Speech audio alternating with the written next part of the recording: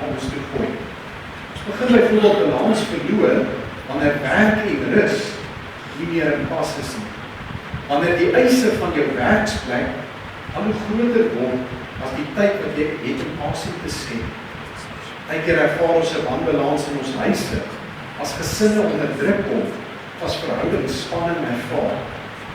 Baie mense met wie mens praat, verloor die balans, omdat daar een groot ding is wat verkeerd loop. Dis 'n klomp klein jakkelsies wat op die eind saamwerk. 'n kalender wat oorlaai is, 'n kop wat vol gedagtes is en in alle rigtings hardloop. En op die ou end 'n hart wat oorweldig voel. En dan begin jy wankel. Eers geleidelik, nie sigbaar verander nie. Die binne weet jy, daar moet iets gedoen word. Dink min mense besef hierdie waarheid ook, soos ek nou net gesê, dat balans kom nie dan om net te gaan stokstyf staan. Jy moet nog steeds te midde van hierdie uitdagings aanhou beweeg.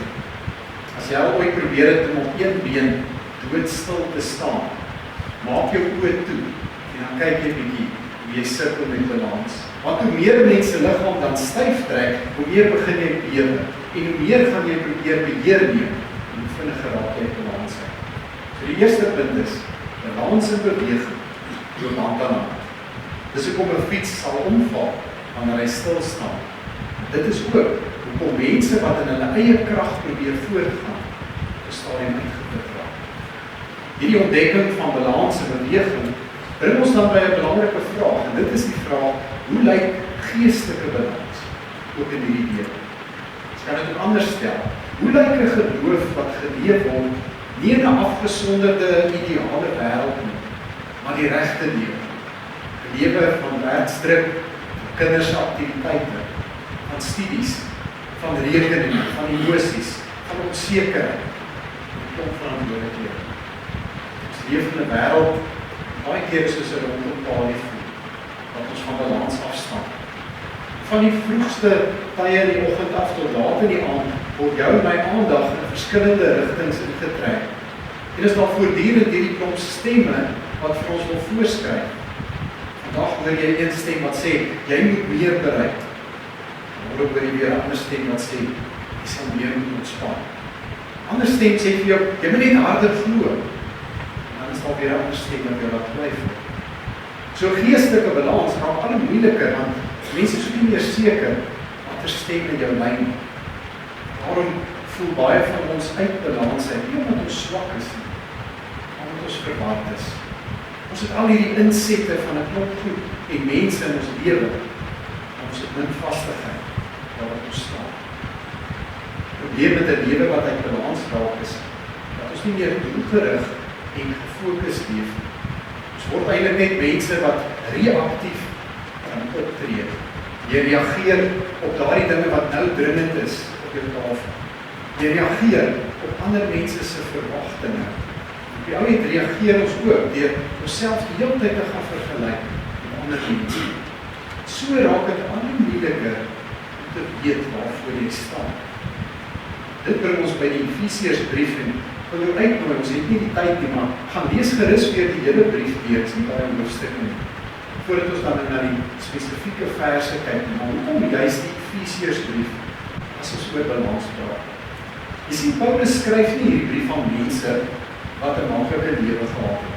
Hy skryf aan gewone gelowiges, mense wat in 'n stad gewoon het waar daar baie druk en invloed was, verskeie afgodstempels en aanbiddings en gelowe wat daar was, en ook verskillende kulture en waardes en maniere van dink. Dit beteken dat die mense daar in Efese, hulle het ook hulle eie uitdagings gehad in 'n wêreld wat voortdurend hulle in ander rigtings probeer trek. Net soos ons moes hulle ook werk, gesinne versorg, keuses maak en die einde ook vashou aan hulle geloof. Wat vir my so besonder is van Efese en Paulus se brief is, hy begin nie deur hierdie mense uit te trap en vir hulle alles te vertel wat hulle verkeerd doen en dan te sê, gaan probeer net harder. Daar in hoofstuk 1 kom hy en hy herinner hulle heel eerste hoe lewe is. Gepraat oor God se genade en oor hulle plek in Christus en oor die vaste grond waarop hulle lewe reeds gebou is. Jy sien, Paulus het iets belangrik verstaan. Hy het verstaan dat ons nie gebalanseerd kan leef in hierdie wêreld as ons nie weet waar ons staan. As jou identiteit onseker is, dan gaan alles maklik. Daarom help Efesiërs om ons eers weer te help om te ontdek wie is God, voordat ons kan praat oor hoe ons moet leef en wat ons in hierdie wêreld moet doen. Hierdie brief wys vir ons dat geestelike balans begin nie by my en jou wat harder en beter probeer wees werk. Begin by die wete God jou reeds vashou. Leer ons dat 'n mens nie jou lewe kan balanseer en alles self te probeer dra nie, maar deur jou lewe Christus te anker.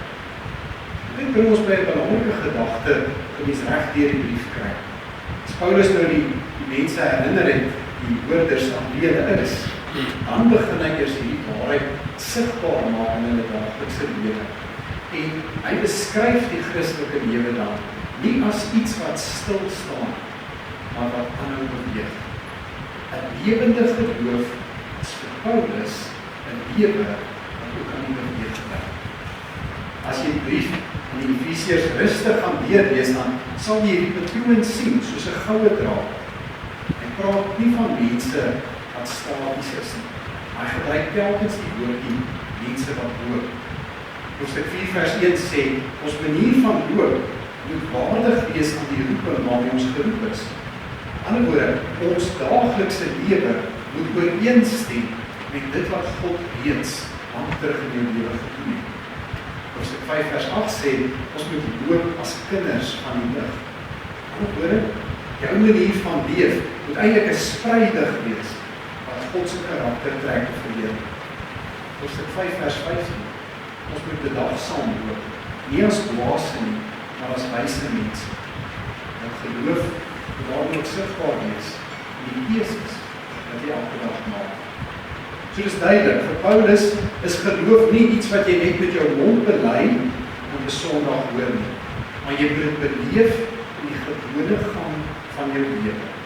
Dis in die manier hoe jy praat, die manier hoe jy werk, hoe jy jou gesin en jou kollegas hanteer, ook hoe jy keuses maak en in die land werk.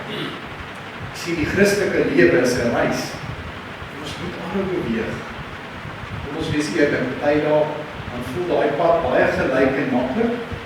Ander dae is dit styl. Ons bulte voor jou. Party dae is dit sommer net 'n modderige spul en jy kan nie een tree voor die ander gee nie. Ons moeite. Dit een troos wat ons hier moet hoor van die begin af is dat God ons nie wil aanjaag soos 'n trop skape op hierdie reis. Hy verwag nie van ons om alles perfek reg te kry of om te hardloop. Wat hy sê is eenvoudig. Hou aan leer. Dis belangrike diepte. Dit is ook soos hoe rondom daardie werk as jy afklim. Jy begin nie dadelik hardloop nie. Mens gaan staan mos eers 'n rukkie net om weer jou balans te kry. Dan begin jy weer stadig beweeg. Ek dink baie keer werk geloof ook so. Jy hoef nie te jaag nie. Want geloof is nie 'n kompetisie.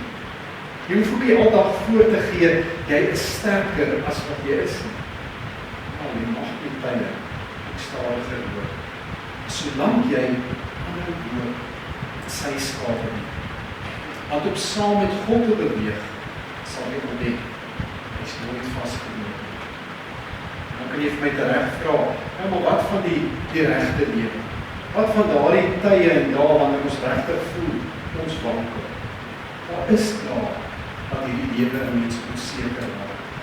Daar is daar wat situasies, omstandighede my oorweldig. Daar is daar wat ek voel ek kan nie bid nie. Ek is geestelik leeg. Ek voel emosioneel uit balans uit. Daar is daar wat ons dit net reg kry om regop te bly. Dan kom Efesiërs 6. Dit maak 'n interessante draai. Want skielik slaan Paulus na 'n ander raad. Nou praat hy nie van loop nie. Hy praat van stap. Kan op die oog af teenstrydig klink, want hoe kan geloof nou terselfdertyd gaan oor loop en stap? Ek is nie besig om te weerspreek, maar eintlik om 'n baie belangrike waarheid te onderstreep. Paulus sê nie hierso dat ons moet ophou beweeg nie. Hy sê nie vir jou en vir die kerk, ons moet ons onttrek en iewers kloostertipe mentaliteit kom nie. Ek sê wel, ons moet leer om vas te staan. Daar is 'n groot verskil. Geestelike balans beteken nie dat jy nooit beweeg nie. Dit beteken dat terwyl jy beweeg, weet jy waarop jy staan. Soos wat ons hier sit, waar weer staan as ons hier uitgaan, doen ons dit nie in ons eie krag. Ons doen dit beslis nie as gevolg van ons eie prestasies nie. Jy staan ook nie op hoe goed of hoe swak jy voel as jy in die oggend opstaan. Al wat ons het om te doen, is die feit dat ons staan in Christus. Dit beteken dat selfs wanneer jou emosies wankel, selfs wanneer jou geloof so klein voel en jy struikel en onseker is, staan hy steeds stewig. En omdat hy vas staan, kan ek en jy opstaan in enige omstandighede. Kan ons ander woord. Hierdie kort gedeelte wat ons saam gelees het, gebruik Paulus die woordjie staan, omtrent 5 keer, oor en oor. En hy doen dit doelbewus, want hy wil hê die lesers moet iets raak sien.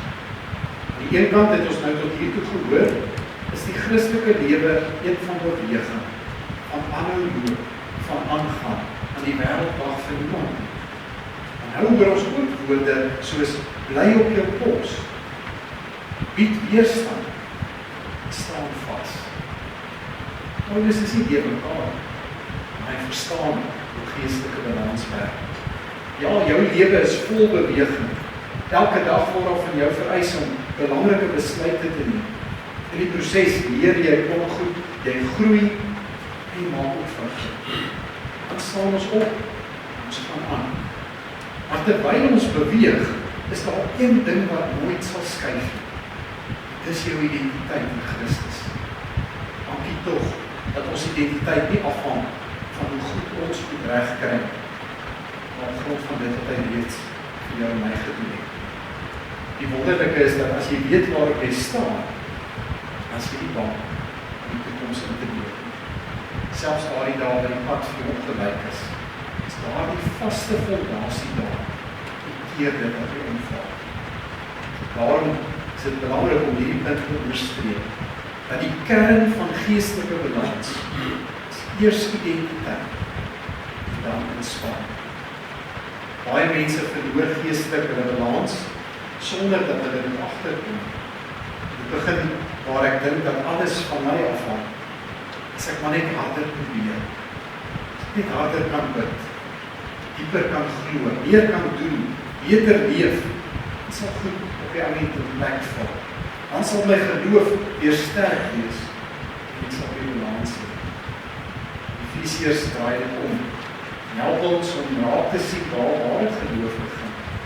Nie by ons storieetjies nie, ons bogies nie. Dit begin by iets baie groter. By God se storie. Waarom trek Paulus ons aandag weg van onsself af en wys voortdurend in hierdie brief aan dit wat God reeds gedoen het? Herinner hy ons. Ons het 'n lewe wat in Christus geanker is. Waarom is jy nie toevallig hier? Jy sit ook nie toevallig hier nie, want jy is doelbewus ingesluit by God se plan. In 'n nuwe lewe, Efesiërs het 'n oorsprong by God gehad. Vanuit dit uit moet nou elke dag dan ook die uitdagings tot sien. Wanneer dit begin insink, eers dan kom daar ware rus en vrede in 'n mens se gemoed. Dan voel 'n mens minder ongeslinger, want jy weet waar jy staan. Maar die vaste grond wat vir jou balans gee. Dan kan jy vra, maar hoe kry 'n mens dan nou hierdie balans in die regte lewe, want jy ken nie my omstandighede nie. Jy weet nie wat ek elke dag moet trotseer. Vir ons by die wapenruste. Ons identiteit, nie ons prestasie. Jy sien, as Paulus oor hierdie wapenrusting praat, is dit nie 'n geestelike kontrolelys wat jy een vir een moet afmerk, sodat God tevrede sal wees met jou. Dit is eintlik eerder 'n beskrywing van wie ons reeds is in Christus. Dit wys vir ons hoe God ons vashou, maar ook beskerm in die alledaagse lewe. Nie prestasie, maar identiteit. Hy begin deur te sê, bly op julle pos. Dis waar balans begin. Dit is sterk deel, maar dit is eintlik ook eenvoudig. Maar wat dit eintlik hierso sê is, moenie die gebied waar God jou aangestel het, sommer net prys gee. Moenie terugval, moenie terugdeins nie. Moenie weghardloop as dinge moeilik raak. Geestelike balans begin daar waar mense leer om vas te staan, te bly staan, selfs wanneer alles op jou so vriendelik beweeg. Die waarheid as gordel sê in julle heupe. Gordel weet ons hou alles by mekaar, en veral vir 'n soldaat in daardie tyd, as hulle nie hulle gordels gehad het nie, as klere losgaan en as beweging moeiliker, so in hierdie lewe help ons se waarheid ons. Ek en jy het uit mekaar uitval. Beteken dit ons kan eerlik leef vir God, vir homself, maar ook vir ander. Wanneer jy weet wat waar is, gaan nie die hele tyd van balans af gestamp word deur enigiets wat mense sê of omstandighede wat verander. Die waarheid help ons om alles van mekaar te hou en reg op te maak. Paulus gaan verder, hy sê die vryspraak moet julle aantrek soos 'n borsharnas. Die borsharnas weet ons mos nou beskerm die belangrikste organe, die hart en die longe. Paulus sê is God se vryspraak wat jou beskerm. En dit beteken ons staan nie elke oggend op omdat ons so oulik is. Selfs wanneer ek foute maak, tekortskiet, beteken dit ook nie daardie dag dat ek uit God se hand gaan val.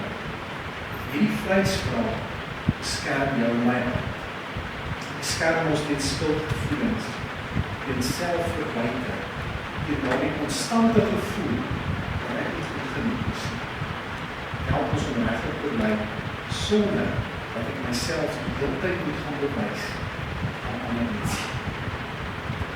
En hy verder en hy sê, die evangelie van vrede is julle skoene. Skoene help ons nie te gly nie. Sonder goeie skoene is dit soos op kaalvoet, die van julle wat kan onthou, toe ons klein was, maak op die plaas, 'n veld vol dorings te probeer leer. Elke tree maak seer, jy trap maar onseker en versigtig. Paulus sê, God se vrede werk so skoene in jou lewe. As jy sy vrede het, staan jy net so versterk. Want jy vat daai vrede saam met jou. Jy vat dit na jou werk toe. Jy vat dit na konfliksituasies toe. Jy vat dit skool toe en huis toe. En dit help jou dan ook om met 'n ander perspektief na probleme en spanning te kyk. Dit gee jou 'n vaste grond onder jou voete, selfs op die moeilike dae. Dan sê hy, jy moet geloof as skild in jou hand hou. Al hierdie ander goed moet jy aantrek, maar 'n skild moet jy self vashou. Paulus sê, dis hoe geloof ook werk, want dit help ons om daardie dinge af te weer, wat ons blindelings wil tref. Daar gaan goed op ons pad kom, wat ons probeer onderkry. Daar gaan gedagtes wees, wat baie keer jou moet breek. Daar gaan situasies wees wat jou bang maak, of oomblikke wat jou nou twyfel. Geloof help ons nie om alles wat na ons kant te kom, noodwendig reg te maak, maar dit nie in ons hart. As vrees of onsekerheid ons tref, is dit geloof, ons hart beskerm en ons reg op hou. Balans te hou, selfs wanneer dit vir jou voel, alles in allemaal teenoor is. Verlossing is die volgende een. Verlossing as helm, dit beskerm jou kop vir die soldaat. En waarom het hier gaan is, dit beskerm op ons gedagtes. Want verlossing herinner ons daaraan. God het ons reeds vrygekoop. Dit is baie anders as die skuld wat jy by die bank het, op jou huis, en op jou motor en op die kredietkaart. Want hierdie skuld by God is volledig betaal. Deur hom, sonder dat iets te gedoen het. Dit help ons om nie vast te val in 'n klomp negatiewe gedagtes of moedeloosheid. As jou kop beskerm is, kan jy help dit. Kan jy kop oor water hou, dan is jy balans op reg. Dan die laaste een is die swaard van die gees, God se woord. Nou hierdie is anders as al die ander dele van hierdie wapenrusting, want dit beskerm jou nie net nie, maar jy kan ook iets daarmee doen. Jy kan aanval. Dit is wat Paulus sê, die woord op werk. As ek en jy onseker is oor wat reg of verkeerd is, die woord altyd aan vir ons rigting te gee. help ons om dinge te onderskei, die antwoorde gereed te hê, as ons nie weet wat om te sê of doen nie. God se woord gee jou ook iets om aan vas te hou en iets meer te gaan doen. Help jou om moeilike omstandighede baie keer standpunt te neem, eerder as om rondgestoot te word deur as wat te doen. So help ons ook in beraad stel. Dan sluit Paulus alles af, hy bring dit saam, deur te verwys na gebed. Hy sê ons moet aanhou bid, in alle situasies, vir mekaar, maar ook vir hom. Met ander woorde, moet tog nie probeer om alleen deur hierdie lewe te stroom. Want gebed sê hy, is eintlik weer waar mense leer om asem te haal. Dis die plek waar ons onthou dat ons nie alleen is nie. Wanneer ek en jy bid, opreg bid, dan skuif ons hierdie gewig van ons skouers af en besef ons, God dra saam met ons. Sonder daardie verbinding, ons maklikheid kon aansien. Want dan probeer jy baie keer goed in hierdie lewe dra, dat jy eintlik nooit voorstel was om aan jou te dra. So hierdie wapenrusting, Paulus van praat, is nie om God te beïndruk, net om ons weer te herinner, ons aan Christus behoort. Dit is iets wat jy verdien, en het reeds bevat. Ek sluit af, om saam te vat, die geloof waarvan Paulus hier so praat, sê nie vir ons dat ons perfek is, en dat ons nooit gaan struikel. Ons gaan juist daarop bly. Ons altyd weer kan opstaan en ander woord. Nie omdat ons so sterk is nie, maar omdat die lewende God en reg opbou. Ja, die lewe draai vinnig. Baie keer is ons rond mekaar. Ten spyte van al die wilde draaie in jou lewe, en jy veilig en stewig hier is 'n skouers staan, geanker in die gebed is dat jy dit sal onthou, die res van hierdie maand en ook die week wat voor ons lê, sodat ons met vrede en vertroue wat kom.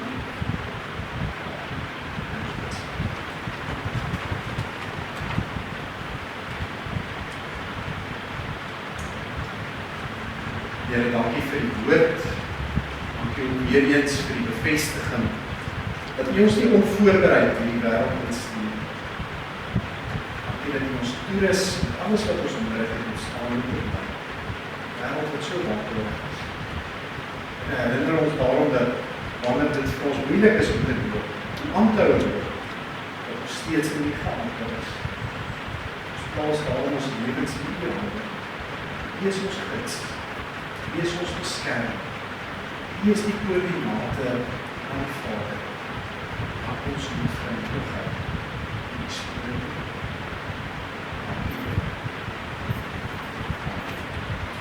Kom ons dien die Here in ons staan.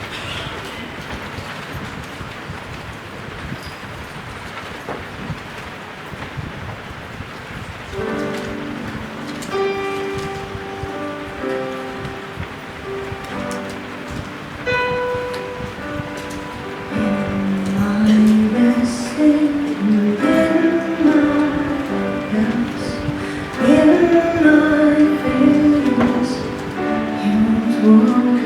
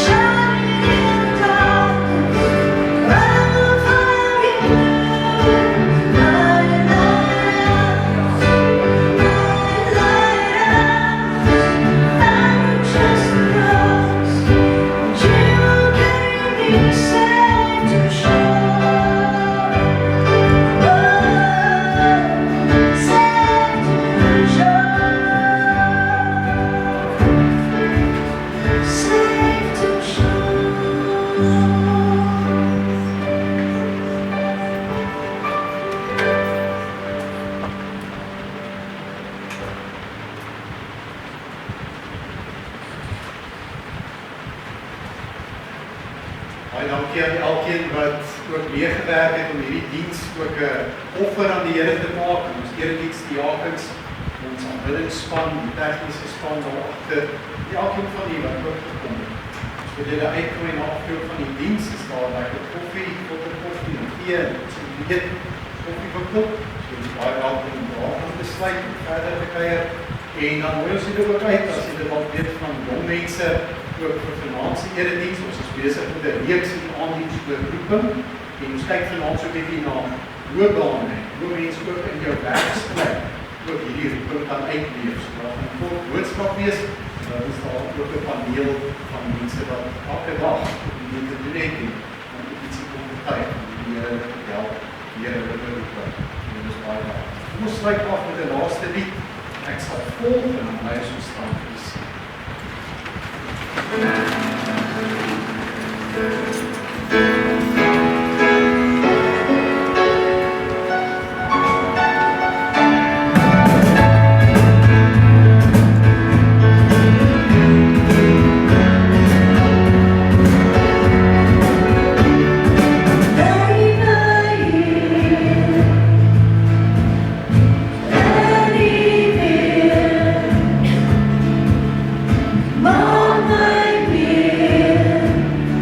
Me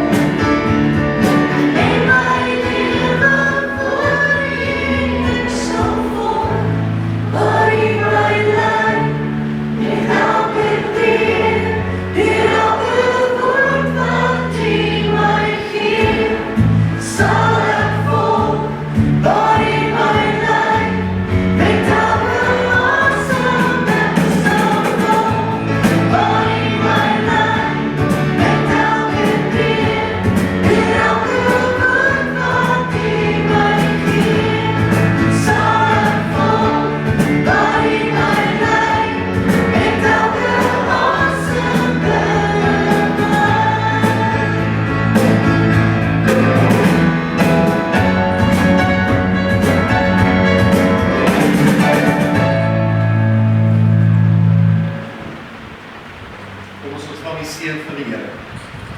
God die Vader sal jou en my altyd lief hê. God die Seun sal jou en my altyd beskerm. God die Heilige Gees sal hier vandaan saam met ons gaan en ons vrede gee.